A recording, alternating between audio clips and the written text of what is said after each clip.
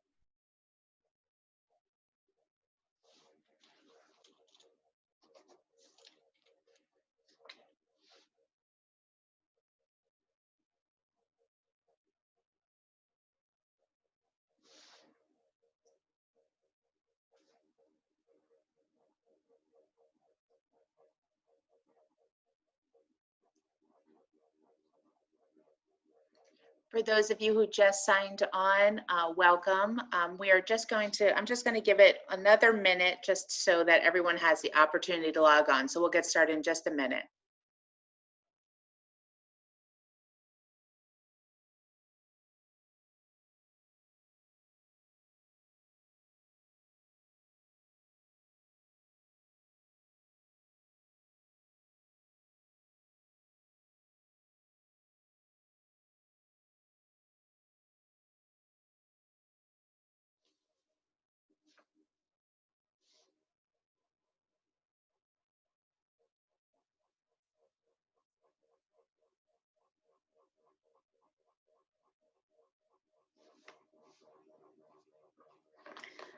Okay, so again, welcome to everyone who is here.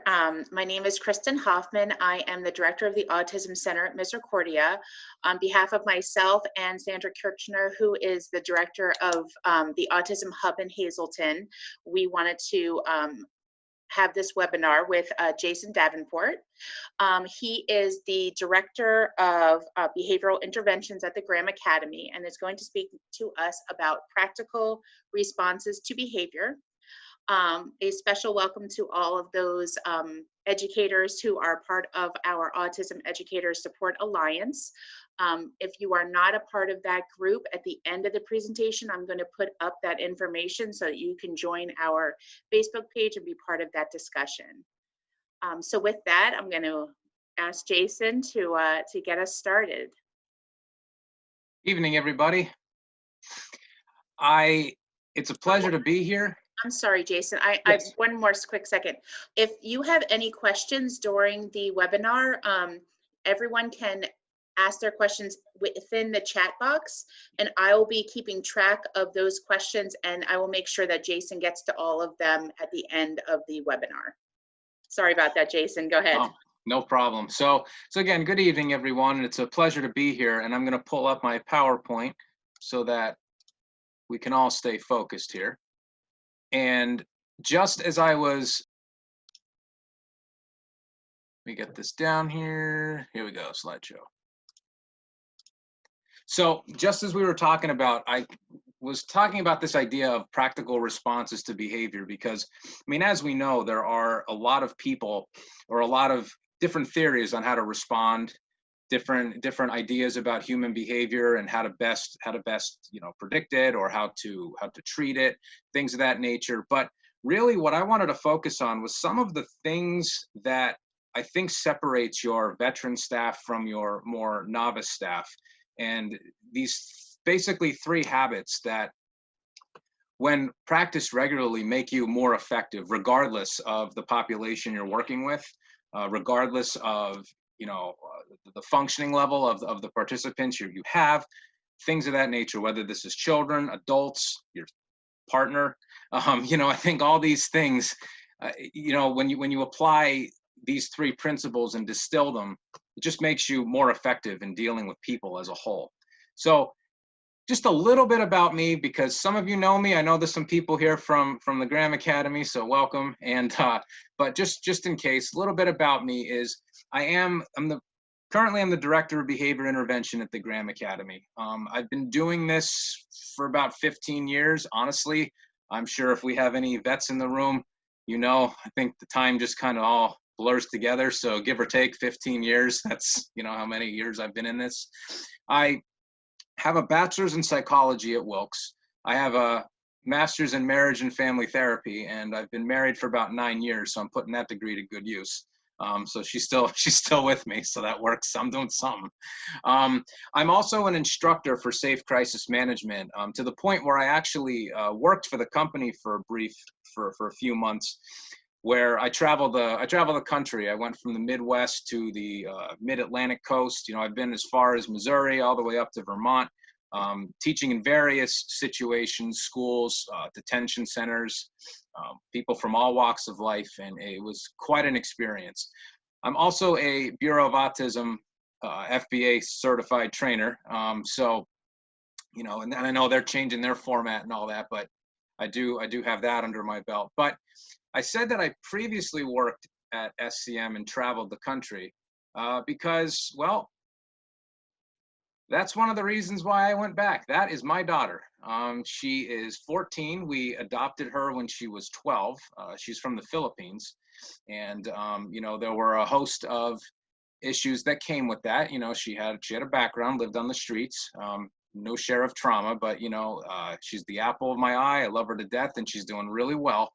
But what I say that to say that the things I'm about to talk to you about are what I apply in my life with my family and my daughter, and also how I encourage the staff at the Graham Academy to treat the children, as well as how I try to model and interact with the students I work with every day.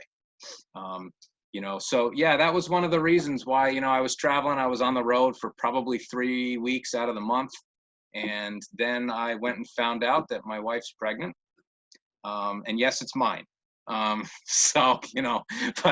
no, so we have one daughter and then another on the way. So, it was important to stay with the family. So that's about me. Let's get into it. So most people would probably save their most important piece for last. I think that's what you're supposed to do, but I'm not most people, and I kind of do my own thing. But I'm going to give you what I think is the most important of these 3 points first, only because this concept intersects with everything else. So when we talk about the other two, and when we unpack that and discuss, I think it's important that we know what it is that really matters and what we're supposed to be striving to do. So that's why I'm giving you what I think is the strongest point first, because I want you to interact with that, and I want you to make connections to it, because it is all related, and especially this first concept. So 3 things. And what I said to Kristen in the beginning was that I recognize that there's probably people here from a wide variety of backgrounds, experiences, working with populations of all kinds. I think I saw some parents in the chat. So again, it's a very diverse group of people. So what I'm trying to do is give you general concepts, or 3 general concepts, that you can use your orientations or your theoretical bends to make that yours. So that's the idea. That's the theory behind it all. On that, let's get started. So 3 priorities, 3 things that we want to work on. And the first, and I would argue the most important, is make the situation safer. Effective people that work with children, make the situation safer. Okay, now I use that term very carefully. I didn't say safe, because safe implies that it's a single action, and then after it's safe, it's done. Safer means that you are constantly on the lookout, and you are constantly trying to improve the situation. And when I talk about safety, I'm not just speaking of physical safety or things of that nature. I mean, when you talk about the sanctuary model or, you know, any of the trauma research, they'll talk about this idea of emotional safety or moral safety or things of that nature.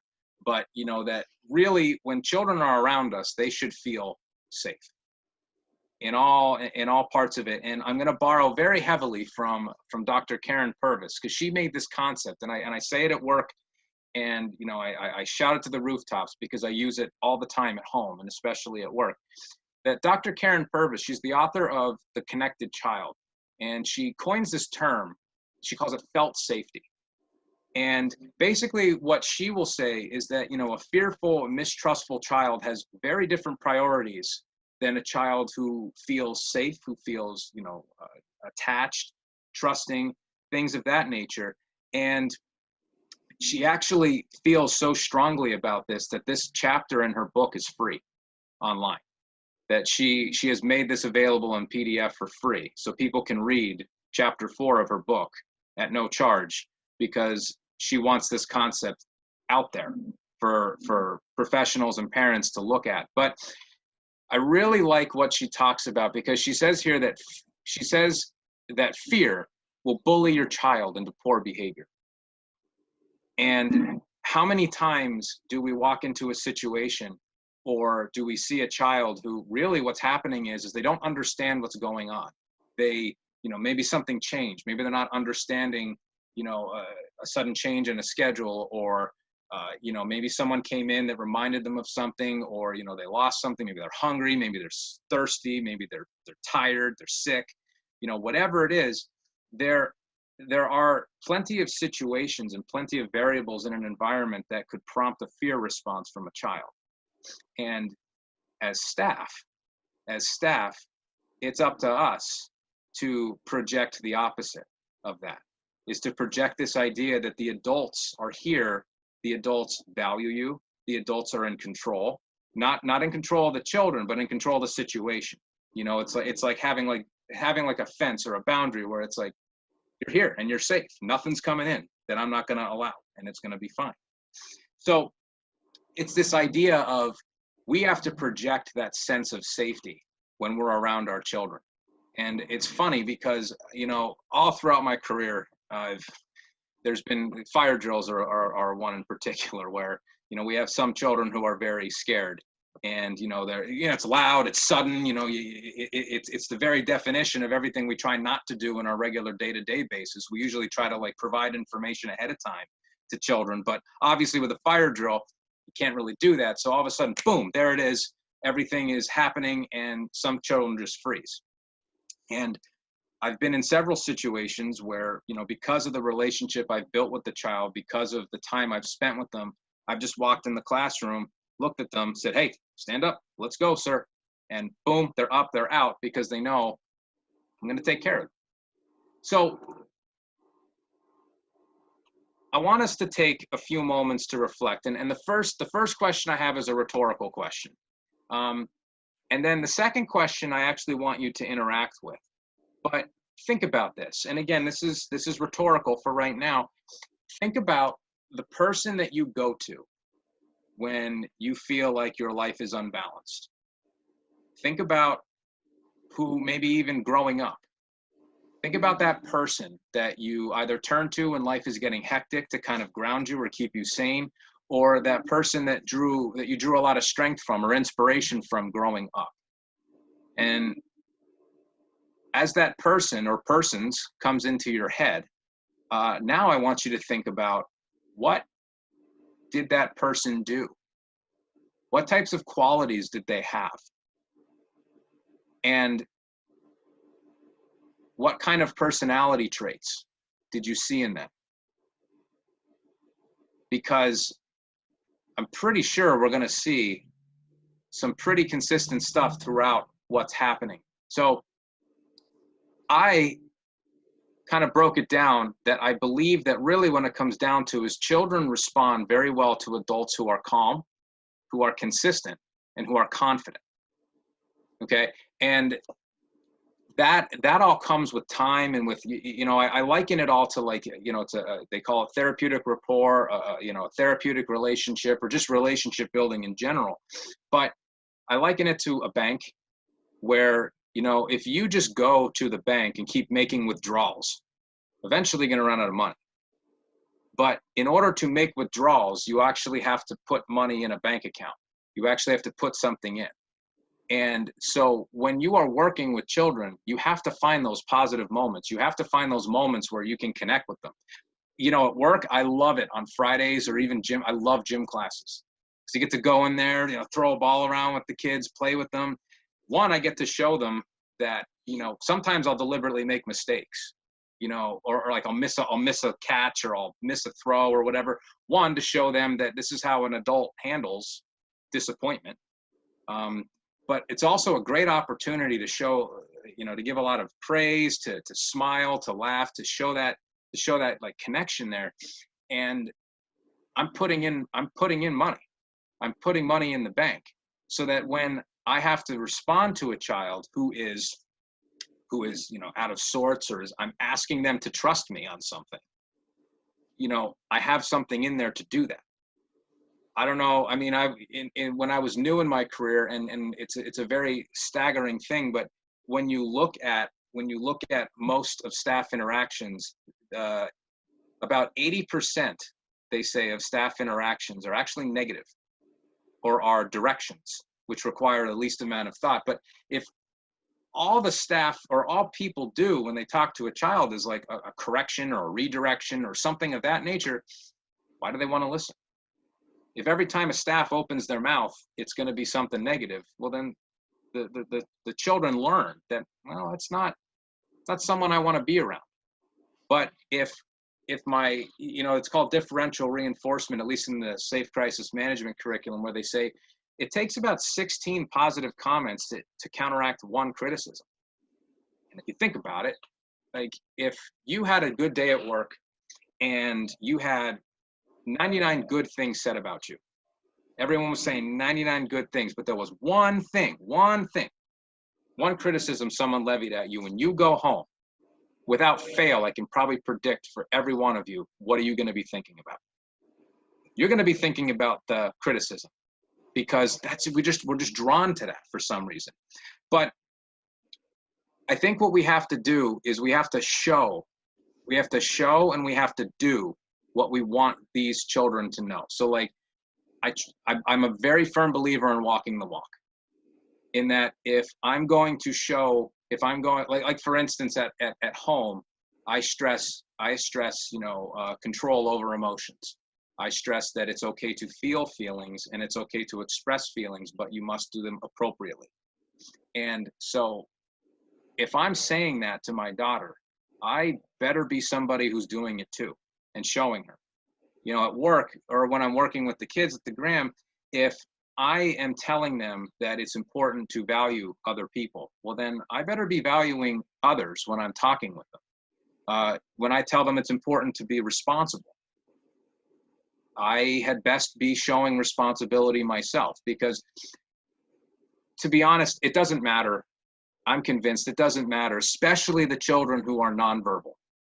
Just because they're nonverbal doesn't mean they don't pay attention. As a matter of fact, they pay attention far more than, because they have, all they can do is listen. All they can do is watch. And I'm telling you right now that some of those children are masters of human behavior. If only we can get into what they actually have experienced, they are really good at reading, and they can tell the genuine people from those who are, just kind of, I quote unquote, fake it till you make it, which I disagree with as a principle, because I think that really adults shouldn't be faking anything. They should be sincerely believing in what they're doing, and they should be sincerely believing in what they're doing. And then that's an outpour in your behavior. Like, your attitudes and your thoughts are an outpour of your behavior.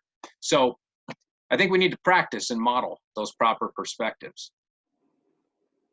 And then we convey the correct message. If I could give any new staff, or even like new psych graduates, whatever, if I can give them any advice in their career, it is this: slow down. Slow down. because the way communication works, it is unreal how words, we say words, but then we say words quickly, or our actions will betray our true feelings, our body language. And here's some interesting statistics here. So 70% of our communication is done through body language. 70% of the message that we are sending is through our body language. 23% is our tone, rate, and volume, meaning how we speak to people. 7% is the actual words spoken. And I've been there, and I'm sure I've been there. I've been with people who've done it. Heck, I've been the person that has been this way. But I don't know if you've ever been around someone who, God love them and all that, but they're just stressed. Their voice, their mannerisms, all that, just like you're around them and you're stressed because they're very high energy, or they're just very stressed. And that translates and that kind of transfers to other people. So, when we have a staff, or we have like a person, and there's a child in distress, and they're like, you need to calm down, it's like, no, you do. Because it's only making the situation worse. Or you'll have a situation where a child is in distress, and you have an adult hovering over them, just standing over them. And I'm sure the intention's fine. It's not that anyone's ill intent, but when you do that, your body language is telling them that, I'm trying to, domineer you, or I'm over you. And it sends the wrong message, as opposed to taking a knee, as opposed to sitting, as opposed to, slowing down your language. And then I'm a big fan of emphasizing choice and agency. I know that there's a big theory out there about, the difference between determinism and free will. Listen, that's a bit above my pay grade as far as what the true answer to all that is. However, what I do believe in is that, if you can't change your fate, change your attitude. And I am a big fan of empowering students, or empowering individuals, that they have a choice. And when at all possible, I will make sure that they have that option. They have that choice. They have that ability to shape their own fate. It might be something like, in a work situation, or in a classroom situation. Maybe schoolwork is something they need to do. Maybe it's just not an option to do something else. But they can have a choice of whether to do math or English. And you know what? Maybe if math is the only option available, they can have a choice to do it at their desk or the table. There's always something that can be done. And, when I work with children, when I work with my daughter, I usually will say to them, what are your options? Get them to think about it. Or again, depending on their age, and depending on where they're at in life, I may present options to them. But, generally speaking, the older the child gets, the more I like to open their world. But here's a disclaimer. You don't want to give too much choice. That's stressful. I don't know if anyone's ever been to now McDonald's or any of those other places where, they have the Coke machine. It's the Coke machine. And it's silver, or it's red. It's this really bright, obnoxious color. And right in the middle is this screen. And you walk up and you touch the screen. You're like, okay, I didn't realize there was a blueberry flavor of Coke. There's a lot here. And it just gets stressful, because it's depending on where you go, it's you just touch the button and the entire screen is filled with options. And it's I just want to drink.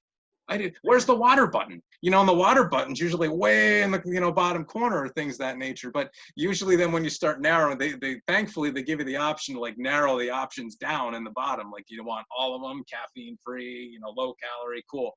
But the point is that 2 or 3 tops, depending on the child. Don't you could do this, and this. Now all of a sudden they're just stressed about something else entirely. But yeah, I like the Coke machines, don't get me wrong, but wow, first time I encountered that, whoa. But here's another one.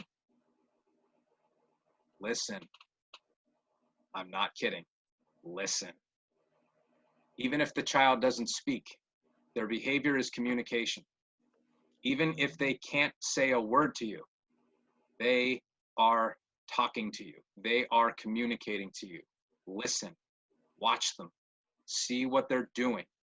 And, you know, I cannot tell you how many times in my personal life, in professional life, that I have taken either an adult or a child and who is on the brink and so aggravated, ready to start swinging, and just listen, just hear them out, talk real slow, don't judge them, just let them talk. And, you know, just because you validate somebody's feelings doesn't mean you agree with them. And I think that's important, is like, you know, what I'm trying to do is figure out where you're coming from. And, you know, again, I may not agree with where they're coming from. Maybe their basis is off or things of that nature. But at that point, it's not about being right at that point. It's about being heard. And I think a lot of children miss that opportunity to be heard. And again, I say it to people at work, but, you know, I'll say it out here. If anyone has ever been listened to by somebody, they know just how impactful that is, how much value that throws out there as far as listening is concerned. So take the time to listen. Just because if you're talking, you're not listening. And please, if you're listening, don't think about what you're going to say. You know, just think about what they're saying. But, you know, I've gotten pretty good at that, where as far as, you know, you're paraphrasing, you know, making sure you're checking, because again, when they say a concept to you and then you're like, okay, so what I'm hearing is this, this, and this. It's an option for them to say, yes, that's right. And now they feel heard. Or they can say, no, it's not. And you can say, okay, explain it again to me. And, you know, that's where, you know, questions really help with that process. So listen. And again, even if the child cannot talk, it's important to take in what they're doing. So one of my favorite quotes, it's a recent quote too, but when little people are overwhelmed by big emotions, it's our job to share our calm, not join their chaos. And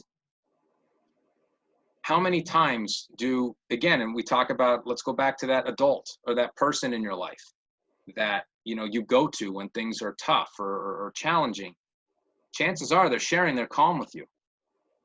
And more recent trauma research is showing that, you know, the presence of a calm, collected adult is very soothing to a child in crisis, or just a child who's upset. It might not be like an instant cure where they're okay and they're feeling better, but the fact that they can see someone, and what I view it as an anchor.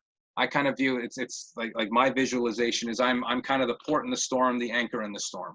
I'm the guy that you can look at and I'm calm and I'm not judging you and I'm here and you're safe and I'm not going to let anything bad happen to you. And, you know, everything's going to be okay. And I'm proving that to you because I'm standing here or I'm sitting here and I'm not shaken by what's happening to you.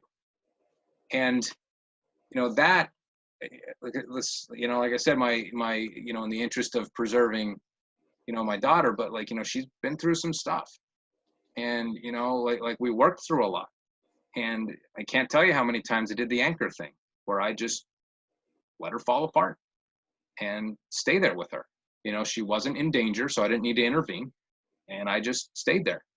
And I was a calm person in the midst of it all. So that's why I say safer, making a situation safer, because that requires us to constantly be adjusting what we're doing. Because, I mean, I don't care if somebody is, you know, and I'm talking like, even, it doesn't matter. Like it could be a very calm situation where you're just making it safer. You know, you're sharing a positive moment, you're smiling, you're contributing to the overall positivity, which is great. You know, you also could have on the other end of the spectrum where, you know, the child is escalated and is on the verge of maybe doing something dangerous. Even then though, you know, making it safer. How am I adjusting my body language? Is my body language provoking or is my body language soothing? Is my tone provoking? Is it soothing? Because if somebody is screaming at you, the temptation is to follow with that, is to kind of bring up to their level. But if you're aware of that and you're like, nope, not going to do it. They're yelling at me. They're upset. And it's my job to be calm. And it's my job to show them another way, a better way. Then, you know, the opposite happens. I don't know if anyone's ever done it to you, but if you're in an argument or you're really upset and then they disarm you with a question where it's like, oh, I didn't know you were feeling that way. Tell me more. Now you're like, okay, guess I can't be mad anymore. So it's one of those things where that's why I'm saying safer. Make the situation safer. Number 2, identify the function of the behavior. Now, I will say this, that there are, again, I'm a Bureau of Autism trainer and functional behavior assessments. Listen, there are entire trainings on this. The state is a 13-hour training on this. There are entire courses and certifications and degrees centered around this idea, okay?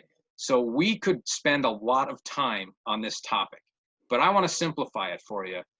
And really, first, all behavior is functional, meaning that people do things for a reason.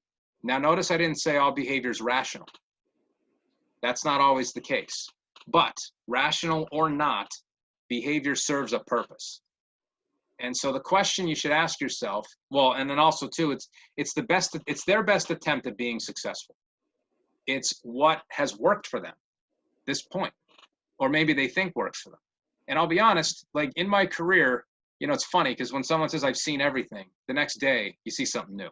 And, it's always just something like that. But I cannot tell you how many times I have seen children, engage in behaviors where I'm just like, well done. That was pretty impressive. I mean, totally inappropriate, but wow, that was good. Okay. I learn all the time because again, like our children, the children we work with, or the population we serve, they know how to get their needs met. But my question is, what are they trying to achieve? And is there a better way to teach it? That's what I'm talking about when I say consider that function, identify the function of the behavior. Again, there is an entire functional behavior process that has a systematic approach to things. And I teach it, I use it, I oversee it at work. I respect it entirely. There's also what I consider like function-based intervention or function-based thinking, because I'm conducting like mini FBAs in my head all the time when I'm working with students, where I'm just like, okay, so I'm seeing this right now.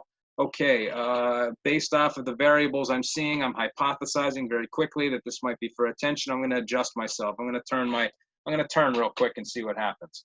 And I'm doing all those things where again, it's this idea of what are they trying to get? And then on top of that, is there a better way to teach it where it's more appropriate, where maybe it's less convoluted? Because again, maybe the child has learned a sequence of things and that's how they get their needs met. But if we can teach them just to say the word or to point or to sign or to whatever, is there a better way to do it?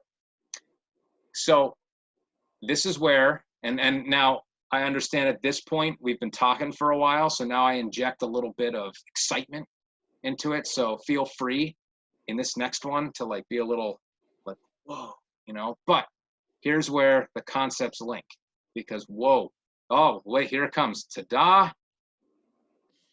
Felt safety and function can meet together. And there are 2 phrases I use all the time, and take them, they're free, because if more people are using them, I think it's better. But 1, here's what I like to do. I want to help you. When I interact with students and I see that they're trying something, and maybe I see, I want to help you. Talk about disarming. Because my thing is, when you talk about felt safety, or if you're walking to a child who's verbal, or a child that can communicate with like a communication device or something, and you sit down and say, what do you want? Yes, that makes sense. Yes, I understand that. But if a child's in crisis and you're like, well, I don't know what you want.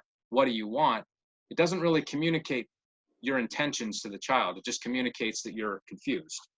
So what I like to do is I like to start off with this, is I want to help you, so that they understand when I'm coming to them that as an adult, as a professional, as a father or whatever, I'm here to help. and I want to be part of the solution for you. Here's the next one, and I borrowed it from Karen Purvis, but I'm sure she wouldn't mind, but there it is. I gave her the credit. Here's another one. Let me help you do this right. Because again, it's this idea of, and I've had this happen where I've had, you know, students that I've worked with, they'll say, I want this. And I'll go, me too. And that's like instantly, like, they're like, wait, what? Like, yeah, me too. I want you to do that too. Let me help you do it right. Let me teach you the correct way to do it so that you can still earn your privileges and, you know, have a pleasant day and get what you want. I just want to help you do this right. You'd be amazed at how quickly children are like, oh, okay, I'm here for you. But again, going back to that idea of how can you meet a child's function, or how can you teach them the function to a behavior, or teach them a better way if they don't trust you? If they don't feel safe with you, if they don't feel like you are centered, you are in control, that, you know, you care about them, those two phrases there are meaningless to them. They're going to be like, well, I don't know you. I don't trust you. I don't expect anything from you. But if you have that relationship, if you've established that sense of felt safety, when a child now, when you say to them, I want to help you, it's like, oh, okay, I believe you. And then they let you. And that's such a gift when you have a child that drops their guard and lets them help you. So that's the function. Here's a third one. And it's not something that's maybe not discussed a lot, but honestly, when I bring up this point, you're all going to be like, yeah, of course. That's absolutely. But here it is, the third one. Preserve the dignity of the individual. So, you know, I think effective staff build trust by making a situation safer, by correctly identifying what the function of the behavior is. And again, that's not just talking about behaviors of concern. What if you have a child in like an innocent setting where they're like, you know, maybe they're doing math and there's an easier way to do it. And, you know, you said, let me help you. Let me help you. Let me find an easier way. But then preserving the dignity of the individual, which sometimes gets lost. And I think it's important, especially as, you know, if I'm talking to mostly professionals, but even to the parents in the session, that it's important that we as professionals convey that the dignity of these children matter to us, and that we are going to treat them with respect. We're going to value them. We're going to, you know, make sure that, you know, we don't erode any sense. We don't introduce any shame into this process. And so you got to consider the timing with which you address things. I really do, because, you know, it's this concept of face, where if you address a behavior with a child in front of his peers, chances are you might have had a good point, but depending on the nature of the behavior and depending on the nature of the correction, that child may now be trying to save some face and gain a reputation. You know, there was a principal in Kansas, and I'll never forget it. When I was in training, she added this to the whole thing. She said, children would rather appear tough than dumb. Children would rather appear like they are, you know, tough, rugged, than appear like they're foolish or dumb. And so it's important that we don't shame them or address them and put them in a situation where they have to dig their heels in, because now you just have another battle entirely. And now it's just principle. And I'm sure we've all been in those situations too, where, you know, we've been called out, or, you know, like we've been embarrassed, and we, you know, we double down on our point rather than back up because we're embarrassed, not because maybe they are making better points, but at that point it doesn't matter, because I'm feeling something and I need to make it better. So when you shame someone, and I'm not talking about intentionally, you know, like I know that these things, I know that, you know, well-intentioned people interact, but sometimes have the opposite effect. But that erodes any sense of felt safety. And it's this idea of, you know, do you take the child out? Like, do you take the child to the side and talk to them? If you have something private to discuss it in a private area. When I worked in partial and I was a classroom therapist, I had signals for my kids. And so because I would discuss coping skills, and I would tell them that it's important to do coping skills before you're really upset, because, you know, it's coping skills are when you're here, not here, because you're not, you know, it's a lot, you got a lot more room to work with.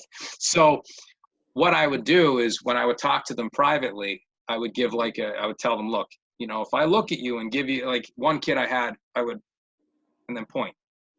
I would just sit at my desk, point. He knew that I was seeing something in him. He knew that an antecedent or a trigger was coming, and that it was time to start doing his coping skills. Contrast that with, hey, don't forget to cope, count to 10. You can tell me where to count to 10. I'm telling you what's going to happen right there. So that's what I'm talking about, is make sure we're preserving dignity. Or again, let's say you have a child who is having a tantrum. Maybe they're young, maybe they're old, but do their peers really need to see that? Do, you know, so again, is it a situation where, you know, maybe give them some privacy, have the students leave? Or again, if you have a good relationship with the child, get them to get up and walk out with you, so that they can, you know, so they can fall apart in private. It's those little things that communicate that you care. And that's what I'm going, and this is what I always go with, is when I work with children, you know, my current job at the Graham Academy or just in general, is this how I want my child treated? What I'm about to do and what I'm about to say, is this how I would want my child to be treated? Because chances are, if the mostly, yeah, all the time the answer is yes, but at the same time, I think it's a good check for us, because it's like, well, you know, if you have to think about it, it's probably not, you probably shouldn't say it, or you probably shouldn't do it.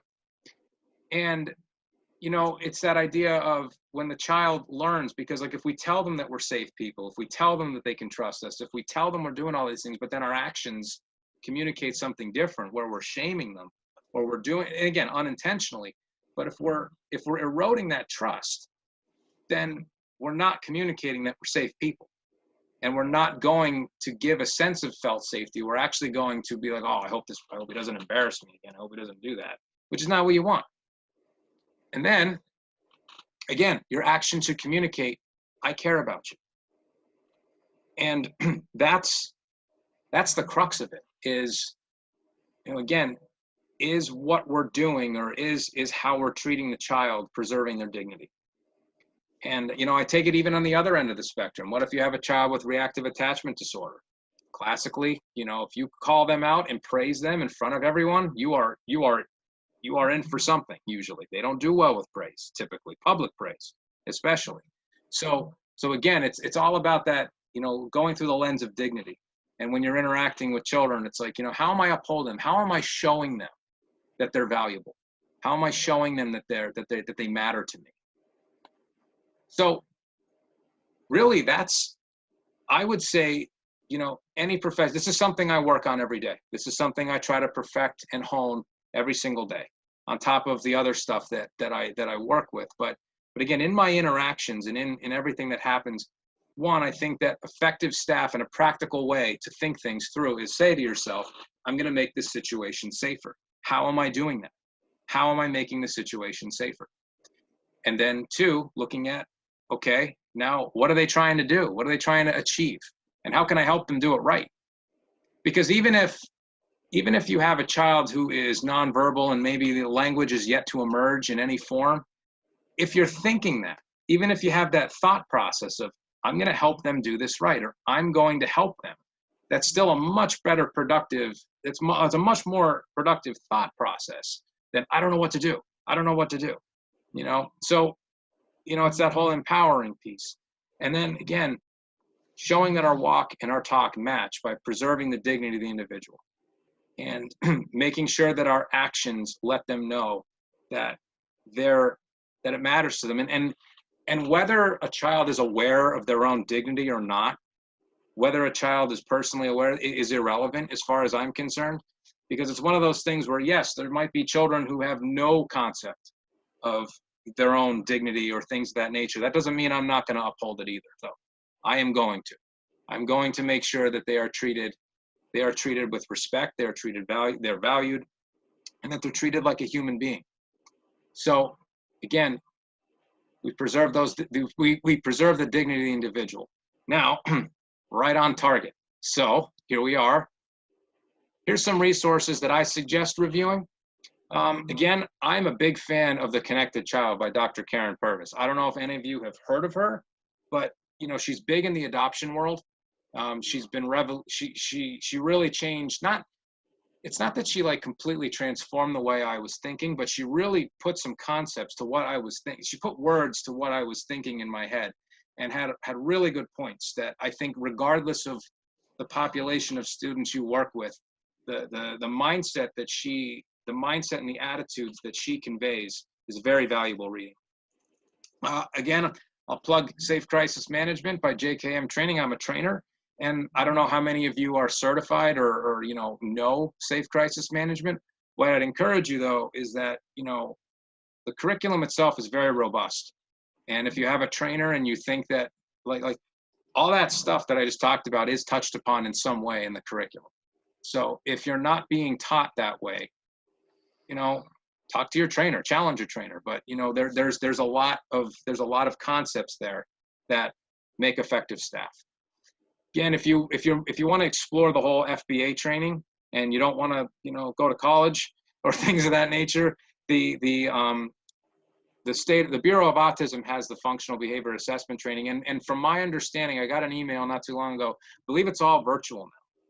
And you know, I know they're moving in that direction too, where you actually don't need me as a trainer, I'm going to be obsolete soon, where it's all going to be, you know, through the state. But hey, whatever, I got the paper. And then the other thing is that reflect. I think that one of the strengths of this field, that, you know, one of the fringe benefits of the field, I should say, is that it forces you to be a better person. Is that people that don't reflect or don't grow don't last long in the field. And I think that every day and every opportunity is a chance to be better.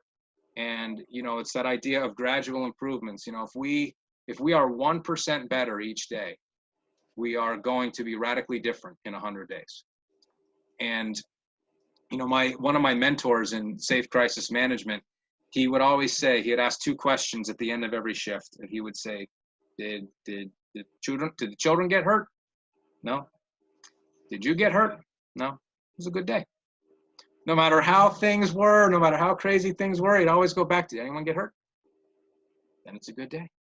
But again, understand that we don't just like pop out of school, or we don't just like, you know, some days we're on point, other days, you know, a lot of misses. You know, life is difficult, and working with other human beings is challenging, and it's something that people can't appreciate unless they're actually in the field and working with it, you know. So it's one of those things where it's like, you know, we only understand it, we only have each other at this point. But again, if we're every day, if we can take something away from what we did with the students, and we can learn and let them teach us too, again, I think it's one of those things where you'll see a dramatic change in yourself over time.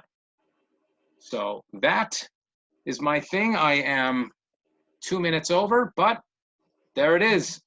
Turn it over to questions. I'm going to stop sharing my screen so I can see everybody. Great. Jason, that was great. Well, while we give everyone a chance to have their questions in there, I do know that Karen, her last name is Franz Fry from Wilkes University, was asking about the PowerPoint being available. But just to answer that for everyone, we will be posting this webinar. We'll be posting it on our Facebook page. And for those of you that don't follow that, in just a few minutes, I'll give you all of that information for our Facebook pages and contact information, so that you'll be able to access. Everyone's telling you did a great job. I don't know if you see that in the chat box. For myself, I really liked that. I liked your whole presentation. Obviously, I really liked the part when you talked about preserving the dignity of these students. And it's just such an important piece. And we know that, you know, teachers are so busy throughout the day, and it's kind of so much easier to be like, hey, knock it off, you know, and really to establish that, you know, rapport and, you know, build in those cues is just so important for that trust piece. Congrats on the baby. Oh, thanks. Yeah, it's a girl. So oh, so exciting. yeah, it's yeah, I'm outnumbered, but that's okay. Okay, so we do have a question. Do you have any strategies when having trouble building rapport with a child who is nonverbal? Play with them, spend time with them. I think that that's important. And you know, like again, I think the other piece though is that you have some children who are nonverbal where they might want to be by themselves. You know, so like play with them as they tolerate it, but I'd exit as they're going. But I think, to be honest with you, as long as your interactions with them are meaningful and frequent, I think you'll build rapport with them. Um, you know, like it doesn't have to be like this long, drawn out thing, but you know, as long as you are speaking kindly to them, you know, smiling at them, praising them, even if it's like in and you know, moving in, moving out, that kind of thing. I would just, yeah, just spend time with them when they're playing. Yeah, that's great. Great advice. And I think that's what I really liked about your presentation. I feel like you made it all easy. Like it all, it's not that complicated. Just spending the time and building up that trust is really what it's all about. Yeah, I mean, that's not to take away from, it's not to take away from, you know, the training required for professionals. Sure, To do. absolutely. But yeah, the basic concepts of, you know, human interactions is not difficult. Right, You know, I think it's one of those things where if you give respect, you'll get it back. right, And if you value someone, they'll know that. right. Absolutely, absolutely. Let me see. My son is 12 and still having meltdowns when he doesn't get his way. It's so hard for me to stay calm all the time. Sometimes I ignore, but others, we are just in a screaming match. Is it best to just ignore all the time? So couple things there. I don't know if you have, I don't know your home situation, if you have like a husband or a partner to tag team with. Sometimes it's good to, if you're getting upset, to back out, like with you know, let like your husband or your partner take over in that regard. However, if that is not an option, I've done this with my daughter. I do this, you know, a lot of times where if I feel like I'm getting angry, I talk about the elephant in the room. So for instance, I'll say to my daughter, you know, I'm getting angry right now. I'm getting frustrated. I said, I am going to walk away right now and I'm going to calm down. I said, I'll come back when I'm calm and we'll revisit this. And, you know, I think it's not a sign of weakness to admit when you're angry.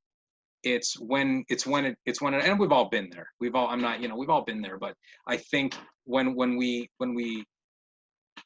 bring it down to their level, and Karen Purvis actually talks about this, when we argue with a child, we're actually telling them that they're our equals. And, you know, please don't take that the wrong way, but but in the sense of like that they have just as much control over the situation as we do. And then again, that whole concept of felt safety is eroded because now it's like, oh, wait a minute, I have the steering wheel now. Oh, wait, this is scary. I don't know what I want to do here. So I would again call out the emotions you're feeling and tell them that this is what I'm going to do differently. I don't think it's not a weakness to admit when you're angry, because you're showing them that I'm not going to get into this and I'm going to walk away. Now, I will tell my daughter that, you know, if, you know, and she's respected it. I'm like, if you choose to press the issue, I am going to administer a consequence which may not be fair. And I'm trying to be fair to you. So yeah, that's my thing, is call it out and then walk away. Yeah. That same parent said, yeah, I'm getting mad at him to express his feelings, but I will try to walk away. Great. Yeah, it's not easy. It's Well, not easy when you're frustrated. the other thing too, if I could put it out there, is instead of getting him to express his feelings and telling him to, tell him where you're at. Say, hey, okay, you know, this is the way you're managing. If you're having difficulty, I'm over here and I'll help you. Because some people clam up. I'm that way, where if somebody's pushing me to express my feelings, I tend to clam up more because I'm just like, not ready yet. I'm not ready to talk. So that's just another suggestion too, is just let him know when you'll be available. Right. Okay. Any other questions? I'm not seeing any more in the chat box. Oh, and by the way, Kim, thank you for saying what every person deals with, but no one wants to admit. You know, we all want to think that, yeah, you know, we've all got it together and all that, but thank you for having the courage to admit what we all do, you know, because we're Absolutely. not perfect. So, you know, I appreciate that. Absolutely. All right. Any other questions? Okay. I'm going to quickly just share my screen real quick, just because I want to make sure everyone has access to this information. So these are our Facebook pages. The first one is for educators, paraprofessionals, any related service providers. We have created this group. It's the Autism Educator Support Alliance group. We have this Facebook page, and this is really a forum that we have for these educators that we are going to be meeting twice a month. And we're going to be discussing, you know, different issues from, you know, distance learning to, you know, behavioral issues, and just to have a collaboration amongst teachers. So if you are in that place, if you would like to go to our Facebook page and like that page, that'd be great. And that's where we'll be having more of these webinars that are focused for educators posted. I also have both the Hazleton Autism Hub and the Autism Center at Misericordia. These are our Facebook pages. We will also be posting this webinar there. This is my email address, khoffman at Misericordia, and also Sandra Kirchner's. And again, she's the director of the Hazleton Autism Hub if you have any questions. And if you are going to join that Autism Educator Support Alliance group, our first discussion groups are going to be held next week. Early Childhood Elementary, June 15th from 6 to 7, and Middle and High School, June 16th from 6 to 7. And that's where we're going to kind of begin our discussions and see where they go from there. So I will leave that up for just a minute. Just so people can copy that down. And if you have any questions, you know, please reach out. We'd love to hear from you. Let me go back to this. And I don't see any other questions, but Jason, I really do appreciate you taking the time. I think what you talked about was just so important, and you know, it gave us everyone a lot of really good information that they can, you know, take back and use right away. So we really appreciate you. It was a pleasure to be here, and again, I'm always learning, and you know, like I said, the students push me to be better. So you know, it's a pleasure. I love that. I love that. All right. Well, thank you, everyone, and we will see you soon. Good night, everyone. Night.